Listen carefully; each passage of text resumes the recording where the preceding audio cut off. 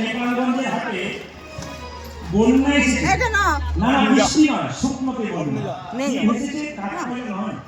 কাঠের টুকরো নয় পাতা নয় কি ভেসে আসছে দেখুন আনন্দে মেতে হরি বল হরি নামের বন্যা দিয়ে